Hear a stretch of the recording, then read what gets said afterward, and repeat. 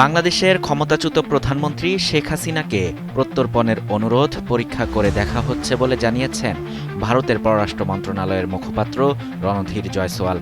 শুক্রবার দিল্লিতে ভারতের পররাষ্ট্র মন্ত্রণালয়ের ব্রিফিংয়ে এ বিষয়ে এক প্রশ্নের জবাবে কথা বলেন তিনি।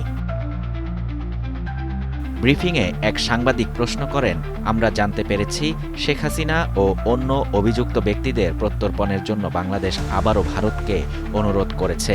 এ বিষয়ে বাংলাদেশ ও ভারতের মধ্যে কোনো যোগাযোগ হয়েছে কিনা, তাছাড়া শেখ হাসিনা নিজেই ডিসেম্বরে দেশে ফেরার ঘোষণা দিয়েছেন, তাই বিষয়টি নিয়ে দুই দেশের মধ্যে কোনো যোগাযোগ হয়েছে কিনা। জবাবে ভারতের পররাষ্ট্র মন্ত্রণালয়ের মুখপাত্র বলেন, আমরা প্রত্যর্পণের জন্য একটি অনুরোধ পেয়েছি। যেমনটি আমরা আগে বলেছিলাম, অনুরোধটি পরীক্ষা করে দেখা হচ্ছে। সংশ্লিষ্ট আইনগত ও বিচারিক প্রক্রিয়ার আলোকে অনুরোধটি বিবেচনা করা হবে।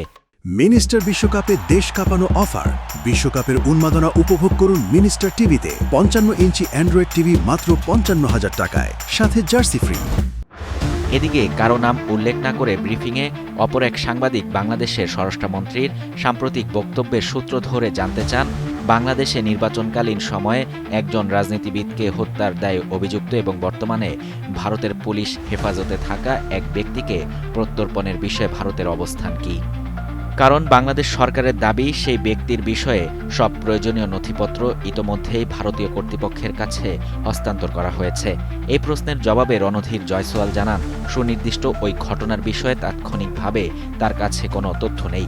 তবে তিনি পুনর্ব্যক্ত করেন, অপরাধী বা অভিযুক্ত প্রত্যর্পণের যে কোনো অনুরোধই ভারত অত্যন্ত গুরুত্বের সাথে দেখে এবং তা পুরোপুরি আইনগত বিষয় ও বিচারিক প্রক্রিয়া খতিয়ে দেখেই নিষ্পত্তি করা হয়। শাহরিয়ার শাফাত, বাংলা নিউজ 24।